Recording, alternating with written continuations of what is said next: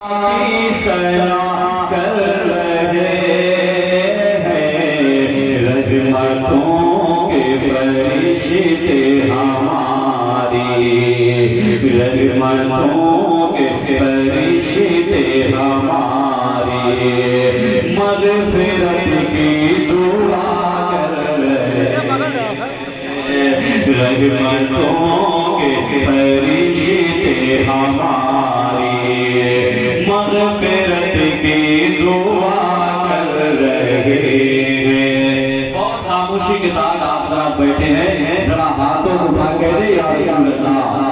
شہر طیبہ منور منور، جس کی گلیاں موتر موتر، یہ شہر طیبہ، شہر طیبہ،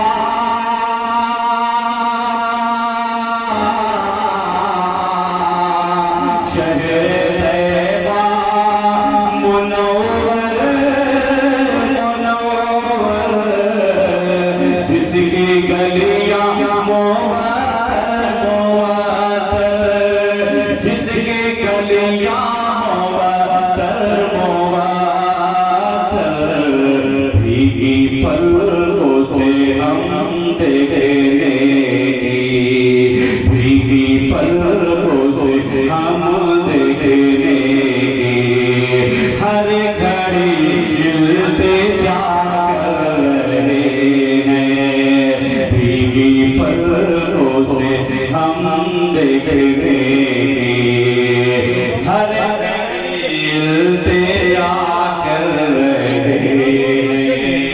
آخری شعر فرمانے ذرا کہہ دے سبحان اللہ۔ نام سرکار کا جو وظیفہ ہم کو احمد رضا نے دیا ہے، کہ نام سرکار کا جو وظیفہ ہم کو احمد رضا نے دیا ہے، ہم کو احمد رضا نے دیا ہے، ہم عطا کر کے رب کی عبادت، ہم عطا کر کے رب کی عبادت، یہ وظیفہ عطا کر رہے ہیں، ہم عطا کر کے رب کی عبادت، یہ وظیفہ عطا کر رہے ہیں۔ درود شریف پڑھیں۔ صلی اللہ علیہ نبی نبی علیہ صلی علیہ، صلاۃ و سلام علیک یا رسول اللہ صلی اللہ تعالی علیہ وسلم۔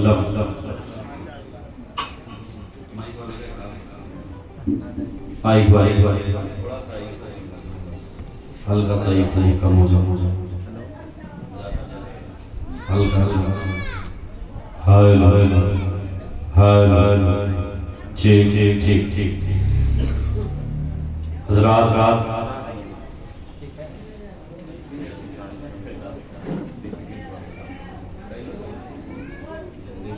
ہائلو جی،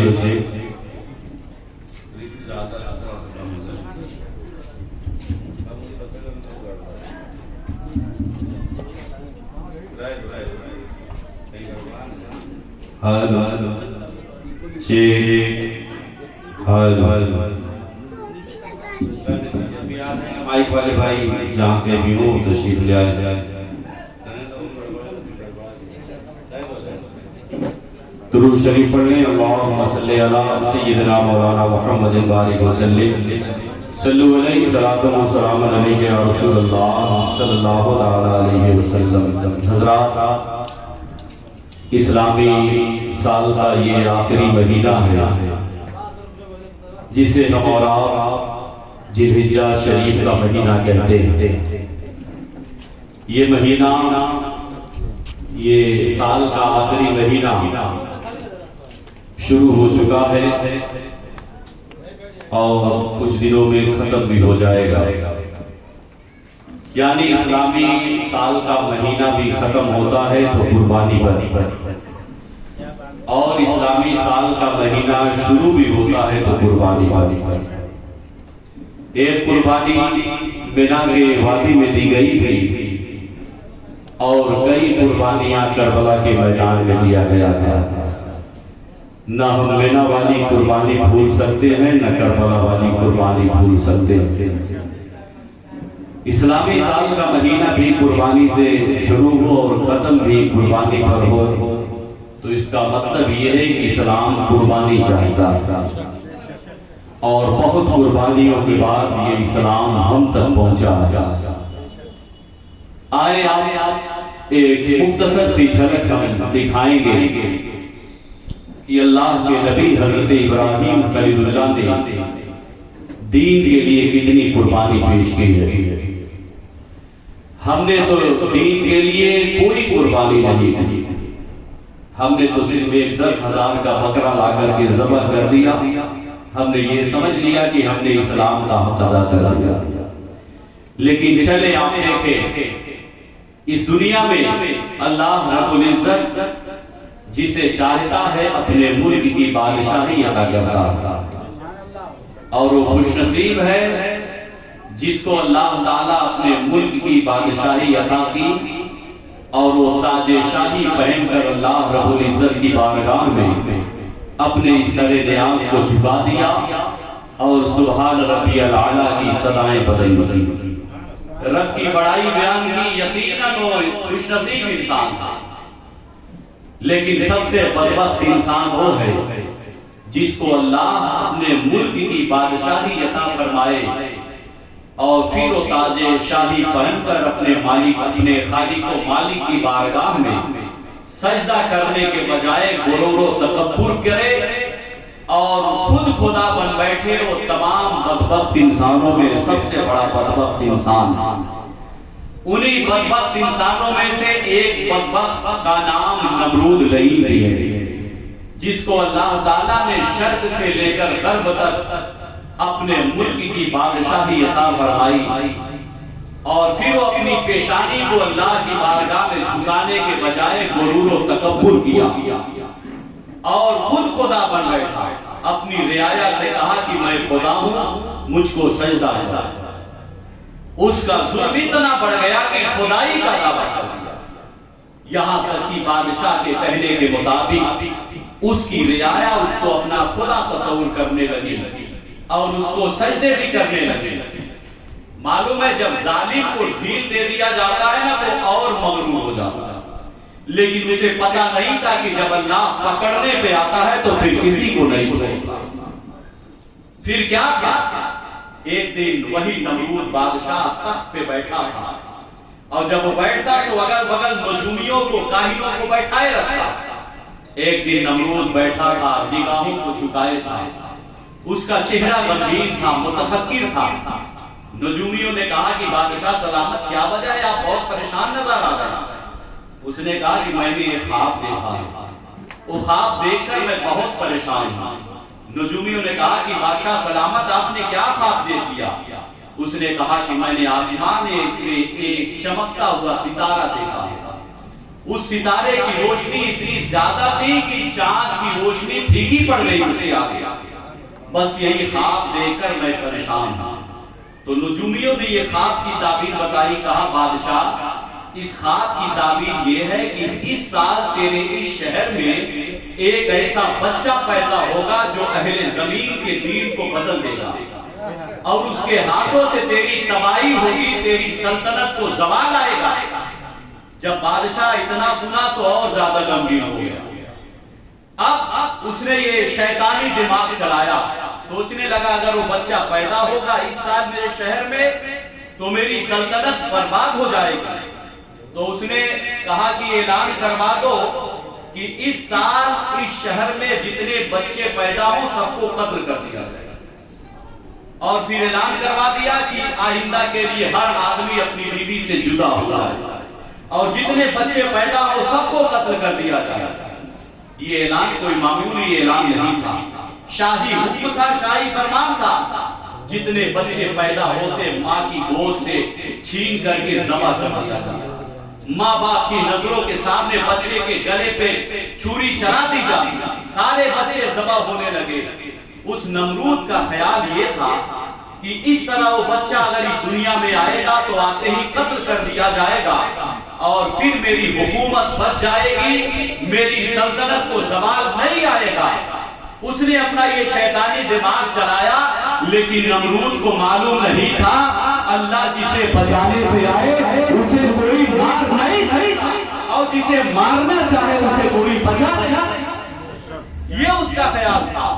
بچے قتل ہوتے رہے، بڑا ظلم و ستم کا بازار گرم ہوا، لیکن حکم خداوندی سے حضرت ابراہیم خلیل اللہ اپنے باپ کے صلب اطہر سے ماں کے شکم میں پہنچ گئے، کسی کو خبر نہ ہوئی، یہاں تک کہ حضرت ابراہیم خلیل اللہ کی پیدائش کا وقت آیا۔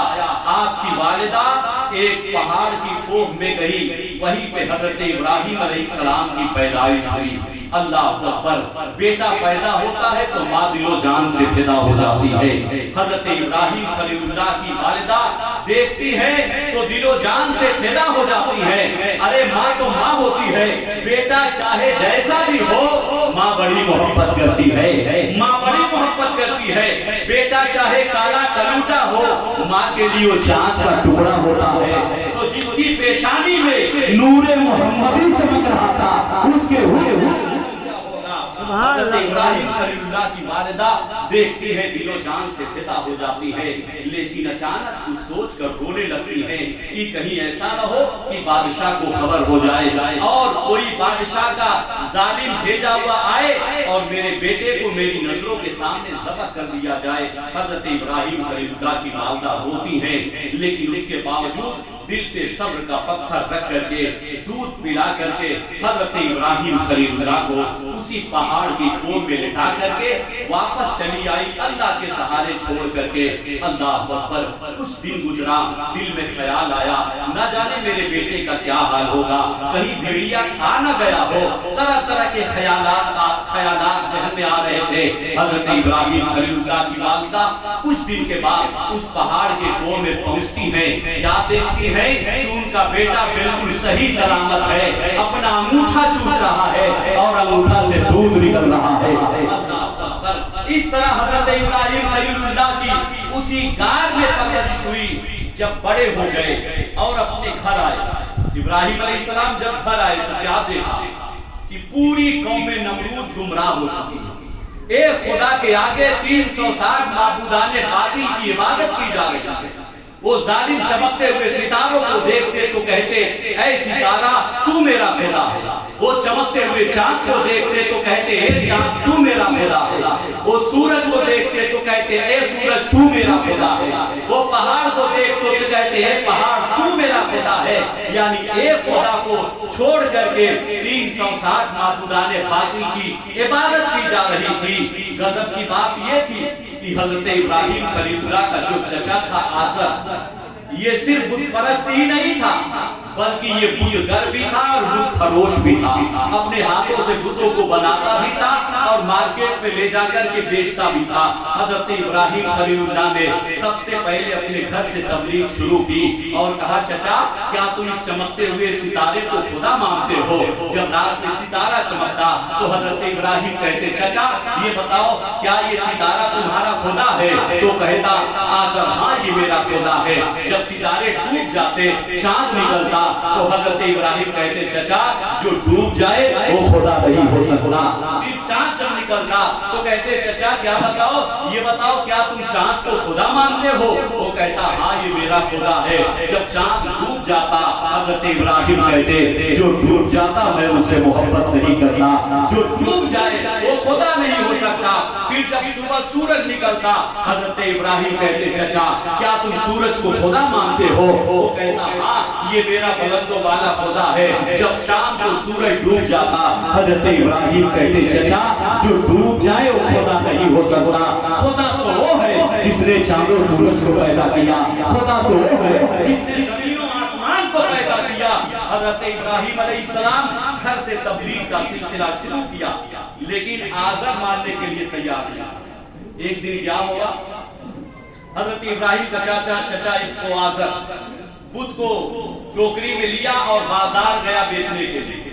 حضرت ابراہیم بھی ساتھ ہو لیے, کہا چلو میں بھی چلتا ہوں.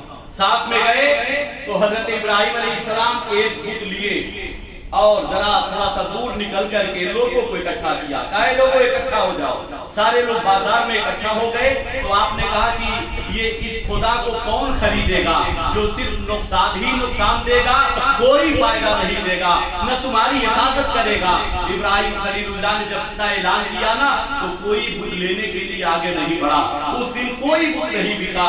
اس کے بعد ابراہیم علیہ السلام چلے آئے, اپنے قوم کو سمجھاتے رہے, لیکن یہ ظالم بگڑی ہوئی قوم حضرت ابراہیم علیہ السلام کی بات کو ماننے کے لیے تیار نہیں تھے. اللہ اکبر. حضرت ابراہیم علیہ السلام بازار میں ایک بت کو لیتے ہیں اور اس کا منہ پانی میں ڈال دیا. قوم کے سامنے کہا کہ اے بت اس پانی کو پیو. جب پانی نہیں پیا تو لوگ دیکھ کر کے واپس ہو گئے. واقعی جب یہ پانی نہیں پی سکتا تو یہ خدا کیسے ہو سکتا ہے. اللہ اکبر. لوگ واپس چلے گئے. حضرت ابراہیم علیہ السلام تبلیغ کرتے رہے لیکن کوئی ماننے کے لیے تیار نہیں تھا. ایک دن حضرت ابراہیم علیہ السلام نے کہا اگر تم لوگ میرے ایک خدا پر ایمان نہیں لائے تو میں ضرور تمہارے بتوں کی خبر دوں گا. اب ایک دن کیا ہوا کہ ان کا ایک گھر تھا, عبادت خانہ, اس میں چھوٹے بت, بڑے بت, طرح طرح کے بت کھڑے تھے.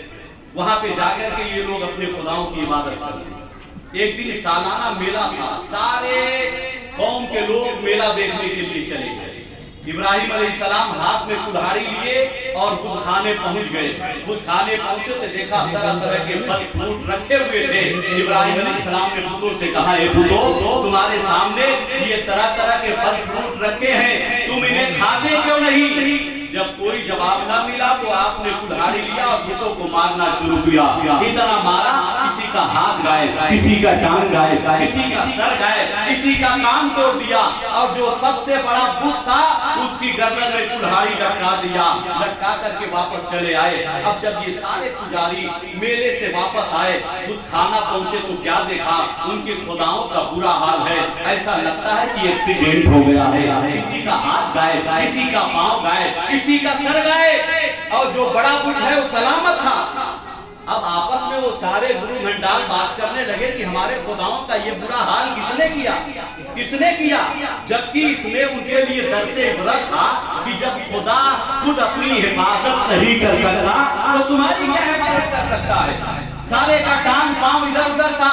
آپس میں بات کرنے لگے کس نے یہ برا حال کیا. تو ایک شخص نے کہا کہ ایک شخص کو ہم نے کہتے ہوئے سنا تھا کہ ایک دن ضرور ہم تمہارے خداؤں کا حال میں دریافت کروں گا, تمہارے خداؤں کی ایک دن میں خبر لوں گا. تو لوگوں نے کہا اس کا نام کیا ہے؟ تو اس نے کہا اس کا نام ابراہیم ہے. اچھا ابراہیم ہے, ٹھیک ہے ابراہیم کو بلایا جائے. حضرت ابراہیم خلیل اللہ اس بت خانے میں بلائے گئے. پہنچے ابراہیم علیہ السلام, سارے پجاری اور سارے گرو گھنٹال وہاں پہ موجود تھے. ان لوگوں نے کہا ابراہیم علیہ السلام سے یہ بتاؤ کہ میرے یہ خداؤں کا برا حال کس نے کیا. ابراہیم علیہ السلام مسکرائے, کہا کہ تم مجھ سے کیوں پوچھتے ہو, ارے یہ جو سب سے بڑا کھڑا ہے جس کے گردن میں کلہاڑی لٹک رہی ہے اسی سے کیوں نہیں پوچھ لیتے. جب ابراہیم علیہ السلام نے یہ کہا نا تو اس میں سے ایک بولا ابراہیم میں معلوم ہے یہ پتھر کے دیوتا ہے, یہ کیسے بول سکتے, یہ کیسے بول سکتے.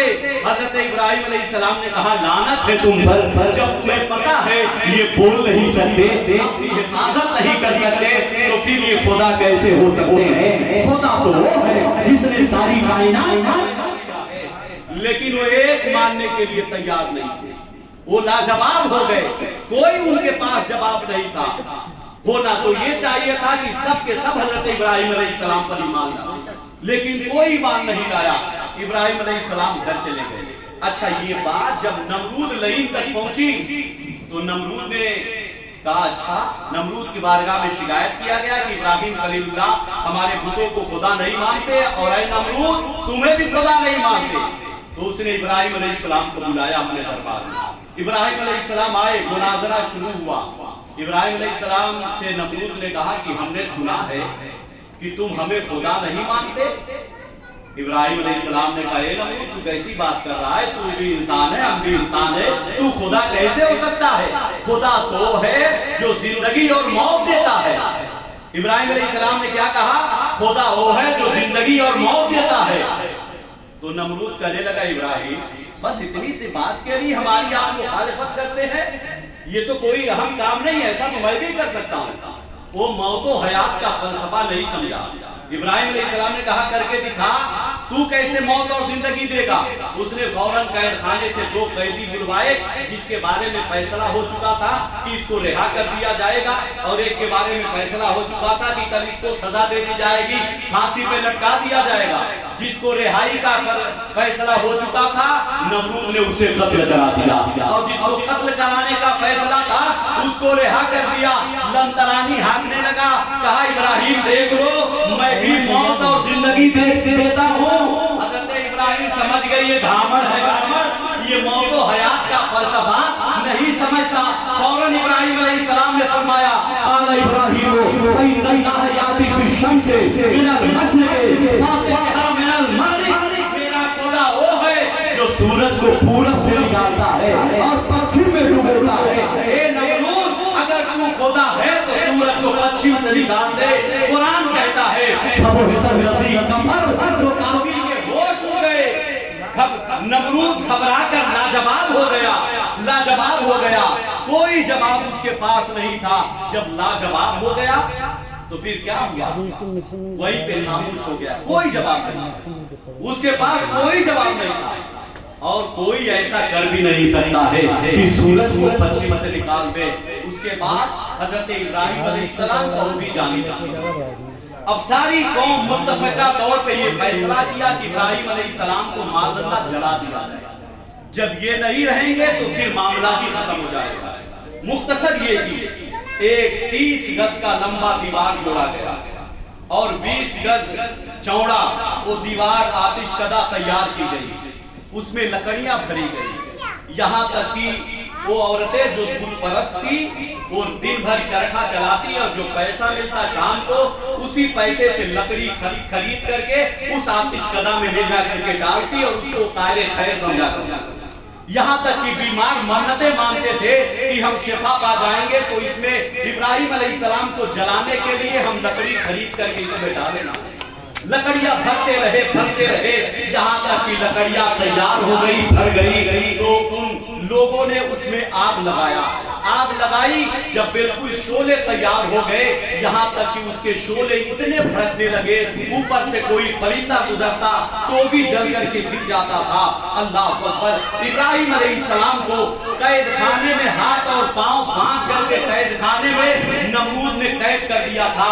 جب آگ تیار ہو گئی تو نمرود نے حکم دیا ابراہیم علیہ السلام کو قید خانے سے نکالا جائے اور نکال کر کے اسی آگ میں ڈال دیا جائے۔ جب جلادوں نے حضرت ابراہیم علیہ السلام کو قید خانے سے پکڑ کر کے لایا، ہاتھ اور پاؤں میں رسیاں جکڑ کر کے باندھ دی گئی تھی۔ جب عرش و فرش کے ملائکہ مقربین نے، حور و غلمان نے، اللہ کے مخلوقات نے جب یہ منظر دیکھا تو پورے حور و غلمان کی چیخیں نکل گئی، فرشتوں میں کوہرام مچ گیا۔ پروردگار تیرے نام کے ڈنکا بجانے والے ہو آج آگ میں جلایا جا رہا ہے۔ اے مولا تجھے ایک کہنے والے کو آج آگ میں ڈالا جا رہا ہے۔ جیسے ابراہیم علیہ السلام کو منجنیق میں رکھ کر کے اس آگ میں پھینکا گیا، اللہ اکبر! پانی برسانے والا فرشتہ اللہ کی بارگاہ سے اجازت لے کر کے حضرت ابراہیم علیہ السلام کے پاس پہنچا، کہا اے ابراہیم اگر اجازت دے تو اتنی بارش برسا دوں یہ ساری آگ بجھ جائے گی۔ حضرت ابراہیم نے کہا فرشتے تمہارا شکریہ، ہمیں تمہاری کوئی حاجت نہیں ہے۔ ہوا چلانے والا فرشتہ حضرت ابراہیم علیہ السلام کی بارگاہ میں حاضر ہوا، کہا کہ اللہ کے نبی اگر اجازت دے تو اتنی ہوا چلا دوں یہ ساری آگ بجھ جائے۔ حضرت ابراہیم نے کہا اے فرشتے تمہارا شکریہ۔ سید الملائکہ حضرت جبریل حضرت ابراہیم خلیل اللہ کی بارگاہ میں آ گئے، کہا اے اللہ کے نبی اگر اجازت دے تو میں اس آگ کو بجھا دوں، اس لیے میرا مقام سدرۃ المنتہا ہے، میں وہاں جاتا ہوں جہاں کوئی نہیں جاتا۔ حضرت ابراہیم کہتے ہیں اے جبریل تمہارا شکریہ, ہمیں تمہاری کوئی حاجت نہیں ہے. میرا رب دیکھ رہا ہے کہ اس کا خلیل کس حال میں ہے. اللہ اکبر. جیسے ابراہیم علیہ السلام کو منجنیق میں رکھ کر کے آگ میں پھینکا گیا, رب کا حکم ہوتا ہے اے آگ تیرا قانون چلانا ہے, لیکن آج تو اپنا قانون بدل دے. اور رب نے فرمایا یا نارو کونی برد و سلام علی ابراہیم, اے آگ تو ابراہیم کے حق میں ٹھنڈی اور سلامتی والی ہو جا. رب کا جیسے ہی فرمانا تھا پوری آگ گلزار بن گئی. سبحان اللہ. نعرہ تکبیر, نعرہ رسالت, علماء اہل سنت, نعرہ تکبیر, نعرہ رسالت. پوری آگ گلزار بن گئی. آگ نے صرف انہی چیزوں کو جلایا جن رسیوں سے حضرت ابراہیم علیہ السلام کو باندھا گیا تھا, صرف وہی رسیاں جلی. حضرت ابراہیم علیہ السلام صحیح سلامت رہے. بلکہ مفسرین فرماتے ہیں کہ جب رب نے فرمایا یا نارو کونی بردم و سلام علی ابراہیم, اے آگ تو ابراہیم کے حق پہ ٹھنڈی ہو جا, اس دن پوری دنیا کی آگ ٹھنڈی ہو گئی. پوری دنیا کی آگ ٹھنڈی ہو گئی تھی.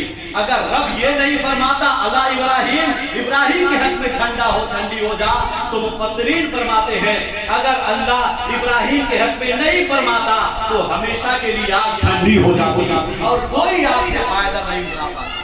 آگ میں ڈال دیا گیا حضرت ابراہیم علیہ السلام. پوری قوم سمجھ رہی ہے آج ابراہیم علیہ السلام جل گئے, ختم ہو گئے دنیا سے. کچھ دن کے بعد ابراہیم علیہ السلام اس میں سے زندہ صحیح سلامت نکلے, تو پھر ان کی آنکھیں پھٹی کی پھٹی رہ گئی. ہونا تو یہ چاہیے تھا, یہ معجزہ دیکھ کر کے وہ ایمان لے آتے, لیکن وہ دیکھتے رہ گئے. حضرت ابراہیم خلیل اللہ علیہ السلام نے یہ فیصلہ کر لیا کہ اب ہمیں یہاں نہیں رہنا. وہاں اپنے بیوی حضرت سارہ کو لیا اور پھر وہاں سے ملک شام کی طرف نکل گئے. بہت لمبے واقعات ہیں, اگر پورے واقعات کو بیان کیا جائے تو بہت وقت لگے گا. مختصر بتانا یہ ہے کہ ابراہیم علیہ السلام وہاں سے نکل گئے. پھر کیا ہوا, 80 سال کے بعد بڑی تمناؤں کے بعد دعا کی گئی رب حبلی من الصالحین, اے اللہ مجھے نیک اولاد عطا فرما. 80 سال کی عمر میں اللہ تعالیٰ نے حضرت اسماعیل علیہ السلام کی صورت میں ایک بیٹا عطا فرمایا. 80 سال کی عمر میں. اب یہیں پہ رک کر کے میں یہ بات بتانا چاہتا ہوں کہ بھائی دیکھیے, بیٹا اور بیٹی دینا صرف اللہ کے اختیار میں ہے, صرف اللہ کے اختیار میں ہے. اتفاق سے اگر کسی کے گھر شادی ہوتی ہے اور 1 سال گزر گیا اور دوسرا سال لگ گیا, اگر بہو کو کوئی بیٹا یا بیٹی پیدا نہیں ہوئی تو پھر پھسر پھسر چینی گوئیاں ہونے لگتی. 1 سال ہو گیا ابھی بھی کوئی اولاد نہیں. گھر والے تو زیادہ, پڑوس والے زیادہ پریشان رہتے ہیں. 2-3 سال اگر بیٹا نہیں ہوا تو پھر قیامت قائم ہو گئی. اس عورت کو تانے دینے لوگ شروع کر دیتے ہیں, یہاں تک کہ دوسری شادی کرنے کی دھمکیاں دی جاتی ہے. اے لوگوں, بے صبری کا مظاہرہ نہ کرو. اللہ جسے چاہتا ہے اولاد دیتا ہے, جسے چاہتا ہے نہیں دیتا ہے. جب حضرت ابراہیم علیہ السلام کو اللہ 80 سال میں بیٹا دے سکتا ہے تو صبر کرو. آج اولاد نہیں ہے تو اللہ کل اولاد ضرور ہو, لیکن بے صبری کا مظاہرہ نہ کرو. تمہارے بے صبری کرنے سے کوئی اولاد نہیں ہو جائے گی, چاہے جتنا تعویذ گنڈا بنوا لو.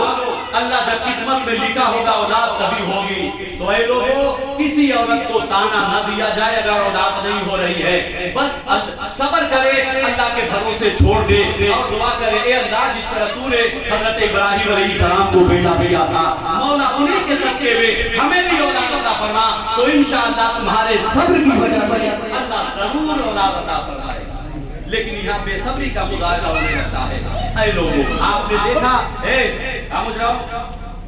دیکھا آپ نے حضرت ابراہیم علیہ السلام کتنی مشکلات سے گزر رہے, قدم قدم پہ امتحانات. 80 سال کے بعد ایک بیٹا پیدا ہوا تو اللہ کا حکم ہوا, ابراہیم اپنی بیوی اور اپنے بیٹے کو ایسی جگہ پہ چھوڑاؤ جہاں پہ نہ انسانی آبادی ہو, جہاں نہ ہریالی ہو, وہاں ریتیلی زمین ہو.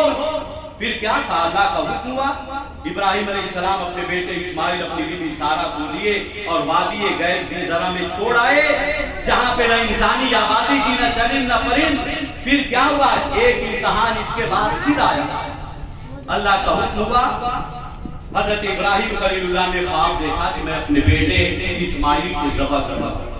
حضرت اسماعیل علیہ السلام نے حضرت ابراہیم علیہ السلام نے اس خواب کو بھی پورا کیا. مینا کی وادی میں حضرت ابراہیم خلیل اللہ نے اپنے بیٹے کو لٹا دیا, گردن پہ چھری رکھ دی, چلا رہے ہیں چھری, یہاں تک کہ گردن کٹ نہیں رہی ہے. رب تبارک و تعالیٰ نے یہ منظر دیکھ کے فرمایا اے ابراہیم ہم نے تمہاری قربانی قبول بھی کر لی اور تمہارے بیٹے اسماعیل کو بچا بھی لیا. تمہارے بیٹے اسماعیل کو بچا بھی لیا. آگ میں ڈالا گیا حضرت ابراہیم علیہ السلام. کس چیز کے لیے؟ دین کے لیے, کہ دین پوری دنیا میں عام ہو جائے. یہ تو حضرت ابراہیم کی بات ہے. آپ تمام انبیاء کو دیکھیے, سارے انبیاء کو دین کے نام پہ, خدا کا پیغام پہنچانے کے نام پہ ستایا گیا. اتنا ستایا گیا, اتنا ستایا گیا کہ دنیا دیکھ کر دنگ رہ گئی. یہ تو اور نبیوں کی بات ہے. اب آؤ اپنے نبی محمد رسول اللہ کی بارگاہ میں.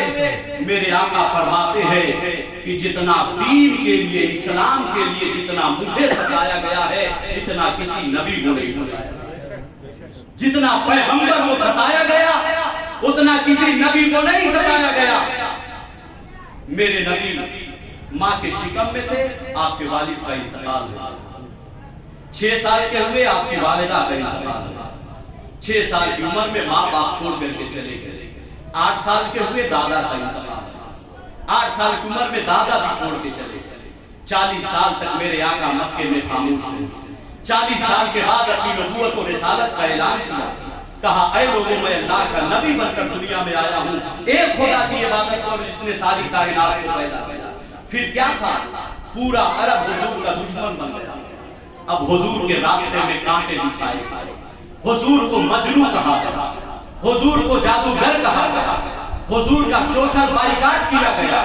جس راستے سے گزرتے ہیں راستے میں کانٹے بچھائے گئے, کنویں کھودے گئے, یہاں تک کہ طائف کے بازار میں حضور کو اتنے پتھر مارے گئے کہ پورا چہرہ لہلہان ہو گیا. پاؤں پہ وہ ظالم پتھر مارتے میرے آقا درد سے پاؤں پکڑ کر کے بیٹھ جاتے.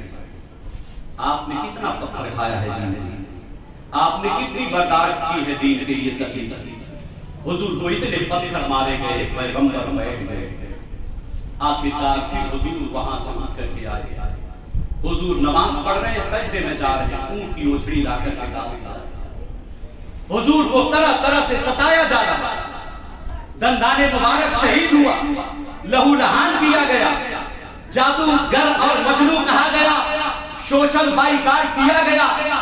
پیغمبر اسلام نے یہ ساری تکلیفیں کس لیے برداشت کیا تھا؟ اسی لیے تو کہ خدا کا دین پوری دنیا میں پھیل جائے, اللہ کا پیغام پوری دنیا میں پھیل جائے. آج ہم نے اسلام کو سمجھا نہیں. وجہ یہ ہے کہ اسلام کے لیے ہم نے کوئی پتھر نہیں کھائے, اسلام کے لیے ہم نے کوئی ڈنڈے نہیں کھائے, اسلام کے لیے ہم نے کوئی مشقتیں نہیں برداشت کی. اسلام کے لیے نہ ہمارا بیٹا قربان ہوا, نہ ہمارا بھائی قربان ہوا, نہ ہمارا خون بہا. پوچھئے کربلا کے میدان میں سیدہ زینب سے جن کی پیٹ خالی ہو چکی, جنہوں نے اسلام کے لیے اپنی اولاد کو قربان کر دیا. پوچھئے کربلا کے میدان میں حضرت علی اکبر سے جنہوں نے اپنی جوانی کو لٹا دیا امت کے لیے. پوچھئے عباس علمبردار سے جنہوں نے اپنا بازو تک کٹا دیا تھا کربلا میں. پوچھئے کربلا والوں سے کتنی قربانی دی گئی اسلام کو تب ہم تک پہنچا ہے. ہم نے کون سا بازو کٹایا, ہم نے کون سی قربانی دی ہے. آج تو میلاد میں اگر لیٹ ہو جائے تو ہم ناراض ہو جاتے ہیں کہ مولانا صاحب خیال نہیں کرتے ابھی بریانی ٹھنڈی ہو گئی. ہم نے کون سی قربانی دی ہے دین کے لیے؟ نہ ہمارا بیٹا قربان ہوا, نہ ہمارا بھائی قربان ہوا. آج تو لوگ اللہ و رسول کی باتیں سننے کے لیے محفل میلاد میں نہیں آتے. آپ بلا کر دیکھ لیجئے اور پھر کہیں گے ہم ہی حضور کے شہدائی ہیں, ہم ہی حضور کے چاہنے والے ہیں. اے لوگوں آج کیا ہو رہا ہے اسلام کے لیے؟ پیغمبر پوری رات روتے تھے. ام المومنین حضرت عائشہ صدیقہ فرماتی کہ حضور کبھی پوری رات نہیں سوئے, کبھی پوری رات نہیں سوئے. رات میں اٹھ کر کے چارپائی سے بیٹھ جائے تو امت کی یاد آتی, رونے لگے. پوری رات حضور ہمارے لیے روتے ہوتے. ہم حضور کے لیے کتنا آنسو بہائے, کتنے آنسو بہائے. सीने पे हाथ रखकर आप बताओ, पैगंबर दुनिया में आए हमें याद करते रहे, जवानी में हमें याद करते रहे, पूरी पूरी रात सजदा करते रहे, पांव पे खड़े होकर के इबादत करते रहे। किसके लिए? हमारी बख्शिश के लिए। रब को राजी करते थे, रब को मनाते थे, ए रब मेरी उम्मत को माफ फरमा। और मालूम है कब्र में जब हमें रखा जाएगा बेयारो मददगार, हम चीखेंगे, चिल्लाएंगे। जिस बेटे ने हमारी जमीन पे कब्जा किया था, जिस बेटे के लिए हमने दुकान मकान बनवाया था, जिस बेटे के लिए हमने शादी ब्याह किया था, वो बेटा भी कब्र में लिटा करके अलग हो जाएगा। जिन लोगों ने जिंदगी भर साथ जीने और मरने की कसमें खाई थी, वो भी लोग अलग हो जाएंगे। तन्हा तुम्हें कब्र में दफन कर दिया जाएगा, अंधेरा होगा, चीखोगे, चिल्लाओगे, कोई मदद करने वाला नहीं रहेगा। मालूम है कब्र में अगर कोई आएगा मदद करने के लिए तो हमारे आका कब्र में आएंगे, कब्र में हुजूर आएंगे हमारी मदद के लिए। ये तो कब्र की बात थी। मैदाने महशर भी हौलनाकिया होगी, नफ्सी नफ्सी का आलम होगा, जहां पे सारे लोग परेशान हो जाएंगे। अब लोगों का सीना फड़कता होगा, न जाने क्या होगा। लोग हजरत आदम के पास जाएंगे, ए आदम अलैहिस्सलाम हमारी बख्शिश करवा दीजिए। आदम अलैहिस्सलाम कहेंगे जाओ, हम कुछ नहीं कर सकते। नूह अलैहिस्सलाम के पास जाएंगे, ए नूह अलैहिस्सलाम हमारी बख्शिश करवा दीजिए। कहेंगे हमारी नहीं चलेगी। जाओ जाओ, सारे नबी कहेंगे इज़हबू इला गैरी, इज़हबू इला गैरी, दूसरे के पास जाओ, दूसरे के पास जाओ। सारे लोग परेशान हो जाएंगे, कोई मदद करने के लिए तैयार नहीं। थक करके लोग बैठ जाएंगे। हजरत ईसा अलैहिस्सलाम कहेंगे, ऐ लोगों, आज इस मैदान महशर में किसी की नहीं चलेगी, चलेगी तो आमिना के लाल की चलेगी। वहीं चले जाओ, वहीं पे कुछ हो सकता है। सारे लोग रोते चिल्लाते जाएंगे हुजूर के पास। मेरे हुजूर अपने उम्मतियों को देखेंगे, फरमाएंगे अना लहा, आओ आओ मैं इसी के लिए। और हुजूर अब ले जाएंगे, एक एक लोगों की शफाअत करेंगे। रिवायत में आया है आका कभी मीज़ान अमल पे दौड़ कर जाएंगे, कहीं पुरसिरात के नीचे खड़े होकर के जो बाल से ज्यादा बारीक, तलवार से ज्यादा तेज पुल होगा, उस पुरसिरात के नीचे मेरे आका खड़े होकर फरमाएंगे रब्बे सल्लिम उम्मती, रब्बे सल्लिम उम्मती, ए रब मेरी उम्मत को सलामती के साथ गुजार, सलामती के साथ गुजार। ऐ लोगों, हर जगह मेरे मुस्तफा काम आने वाले। अगर ये दिल देना है ना तो किसी और को ना, तो अपने आका को दिल दे दो, जो हर जगह काम आने वाले।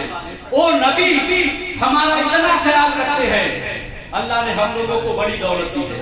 हमने जरूर कुर्बानी कराई अपने नाम से, अपने बेटे के नाम से, अपने दादा दादी के नाम से। जरा सीने पे हाथ रख के बताओ, क्या कभी आपके दिल ने अंगड़ाई ली कि लाओ इस साल जरा एक बकरा और लेकर अपने हुजूर के नाम भी कुर्बानी करा, अपने आका के नाम भी कुर्बानी करा दे। ऐ लोगों, अगर अल्लाह दौलत देना तो जहां दादा दादी के नाम पे कराते हो, वही एक कुर्बानी अपने नबी के लिए भी करा दिया करो। इस पैगंबर ने पूरी जिंदगी हमें याद किया है। तो ऐ लोगों, दीन बड़ी मुश्किल के साथ हम तक पहुंचा है। आज दीन के साथ खिलवाड़ किया जा रहा है। क्या आपको पता नहीं है कि आज हमारी कितनी बेटियां मुर्तद हो गई, कितनी बेटियां हमारी मुर्तद हो गई, इस्लाम को छोड़ दिया। माज़अल्लाह बाज़ लोगों ने तो ये भी कह दिया कि गैरों के मजहब में हमारी हिफाजत बहुत ज्यादा है। आज हमारी बच्चियां इस्लाम को छोड़ करके मुर्तद क्यों हो गई? वजह यह है कि हम बेपरवाह हो गए, हम मॉडर्न हो गए, पैसे वाले हो गए। अल्लाह जब गरीबी देता है, छप्पर में लोग रहते हैं ना तो दीनदार रहते हैं, लेकिन जब अल्लाह दौलत दे देता है तो फिर इतराज आते हैं, फिर इतराज आते हैं। अभी जल्दी ना वो लोग समंदर के तह में 2-3 लोग गए थे पता लगाने के लिए, 2 करोड़ रुपए का टिकट लेकर के, उसी समंदर के अंदर ही रह गए, ऊपर आने की नौबत नहीं आई। अल्लाह जब दौलत दे तो पागल ना हो जाओ, दीनदार बन के रहो। मैं कहता हूँ हजरत उस्मान गनी से ज्यादा मालदार कौन था? कौन था हजरत उस्मान गनी से ज्यादा मालदार? लेकिन अल्लाह अकबर, आज भी उनका खैरात अरब की धरती में बढ़ रहा है, आज भी बढ़ रहा है। अल्लाह दौलत दे तो दौलत उस्मानी अता फरमाए, दौलत शद्दाद हमें अल्लाह ना अता फरमाए।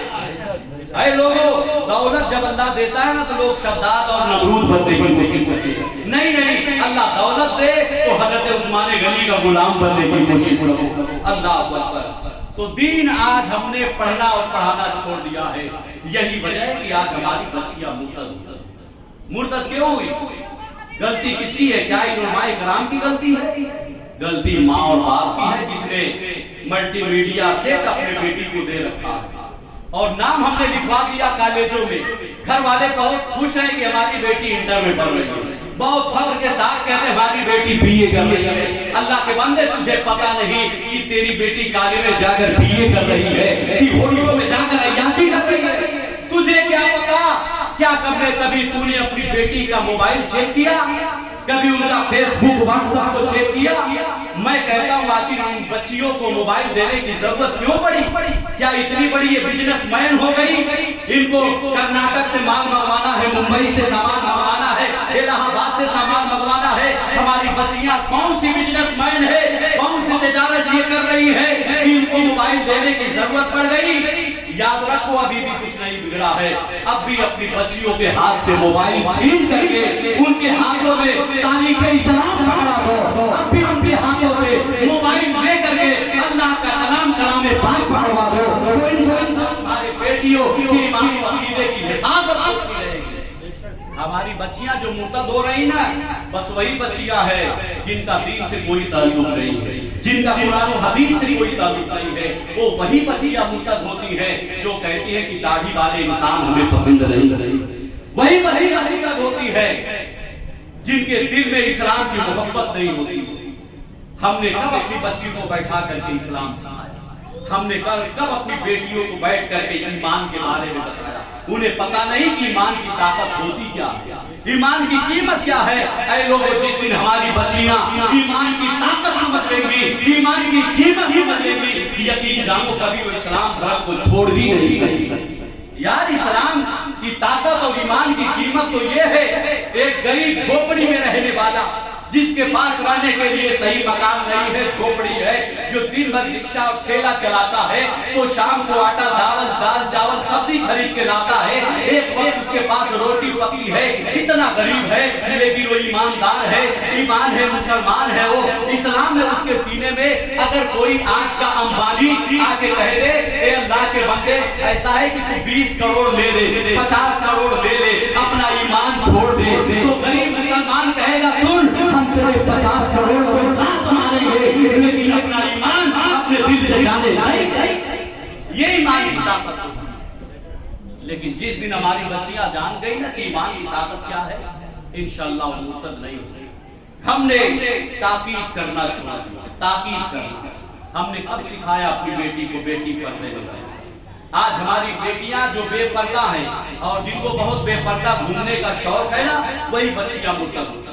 इस्लाम ने इसीलिए औरतों पे हिजाब लागू किया। ये बच्चियां जब हिजाब में रहेंगी तो पूरी दुनिया औकात में रहेगी। ये हिजाब से बाहर आ जाएगी तो याद रखो, पूरी दुनिया के लोग ललचाई निगाहों से कुत्तों की तरह हमारी बहू बेटियों की तरफ नजर करेंगे। इसलिए ऐ लोगों, इस्लाम पर्दे का होना, लेकिन आज हर जिम्मेदार बेपरवाह। हुजूर ने फरमाया है, कल क़यामत के दिन, आखिरी बात सुना, कल क़यामत के दिन एक औरत 4 मर्दों को जहन्नम में लेकर जाएगी। एक औरत का फैसला होगा क़यामत के दिन, आमाल तौला जाएगा, सिर्फ गुनाह निकलेंगे। अल्लाह हुक्म देगा, ले जाओ फरिश्तों, इसको जहन्नम में ले जाकर डाल दो। फरिश्ते लेके चलेंगे, औरत रुक जाएगी, कहेगी, परवरदिगार, मुझको जहन्नम में डालने से पहले मेरे बाप को बुला दिया। उसका बाप बुलाया जाएगा, वो कहेगी, ये मौला, मैं इसकी परवरिश में थी, इसकी तरबियत में थी, ये मेरा बाप, इसने मेरी सही तरबियत नहीं किया। अगर सही तरबियत किया होता तो आज मैं जहन्नम में न जाता, आज मैं जहन्नम में न जाता। मेरे मालिक ये देखता था कि मैं नमाजें नहीं पढ़ती, ये मेरा बाप है, कभी नहीं डांटा। ये देखता था कि मैं बेपर्दा निकलती थी, लेकिन ये कभी नहीं मुझको डांटा। मेरे मालिक अगर ये सही तरबियत किया होता तो आज मैं जहन्नम में न जाता। मेरे जहन्नम में जाने का जरिया मेरा बाप है।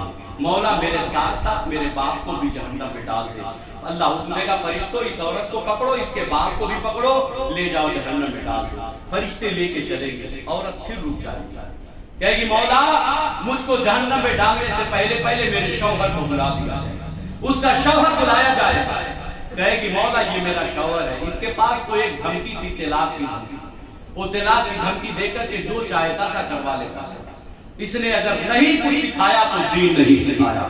اگر یہ دھمکی دیا ہوتا کہ تو نماز پڑھ، بے پردہ نہ نکلنا ورنہ میں تجھے طلاق دے دوں گا، تو میرے مالک میں ڈر کے مارے کبھی نماز نہیں چھوڑتی، کبھی بے پردہ نہیں نکلتی باہر، میرے جہنم میں جانے کا ذریعہ میرا شوہر ہوگا۔ مولا میرے ساتھ ساتھ میرے شوہر کو بھی جہنم میں ڈال دے۔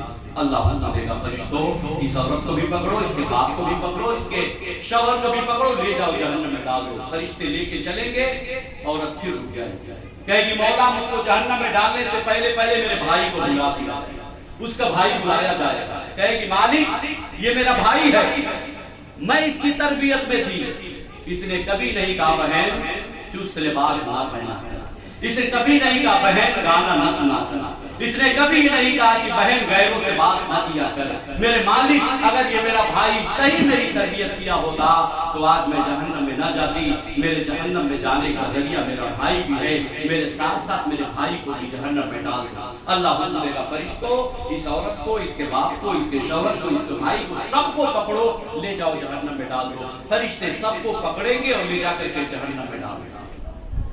تو بتائیں کیا ہم بچ جائیں گے؟ ایک باپ ہے تو وہ بچ جائے گا؟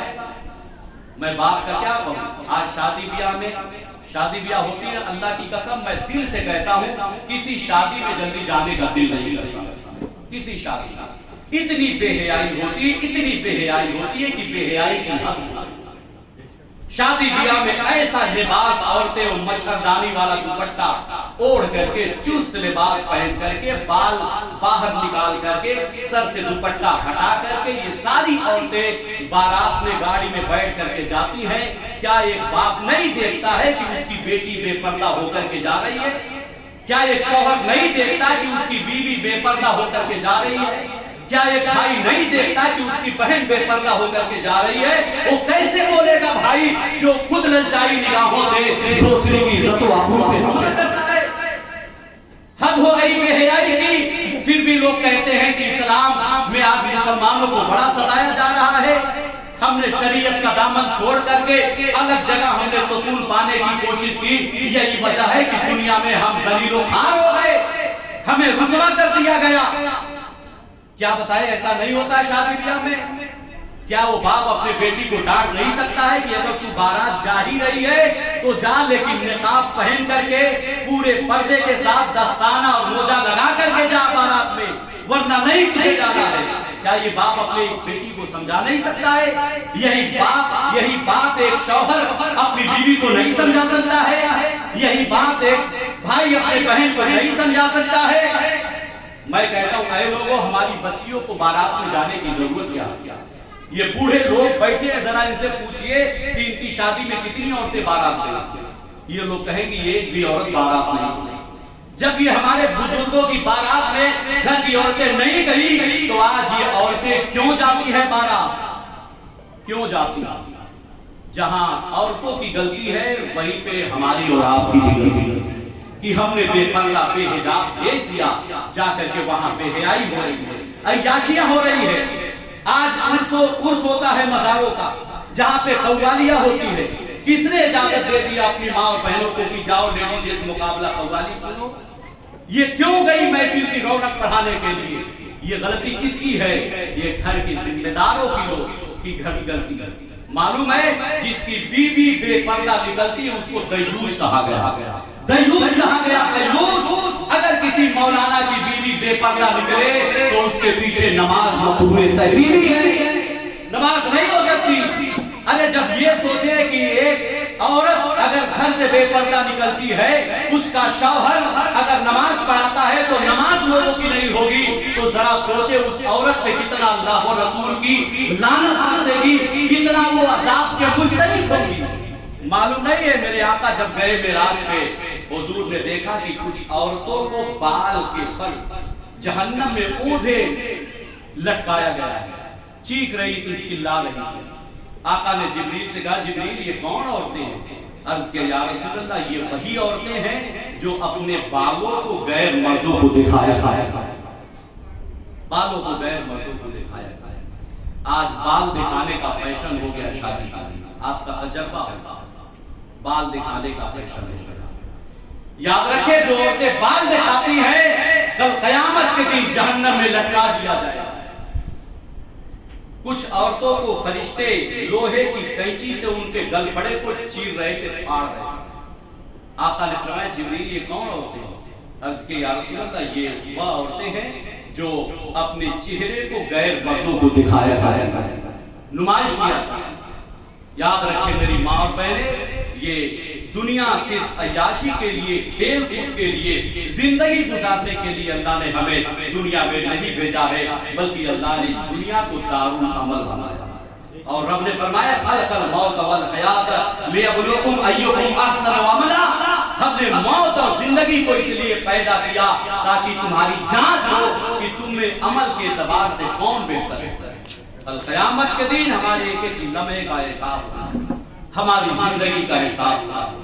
ऐ लोगों, एक बाप है तो उससे भी कल क़यामत के दिन पूछा जाएगा, एक शौहर है तो उससे भी क़यामत के दिन पूछा जाएगा, एक भाई है तो उससे भी क़यामत के दिन पूछा जाएगा।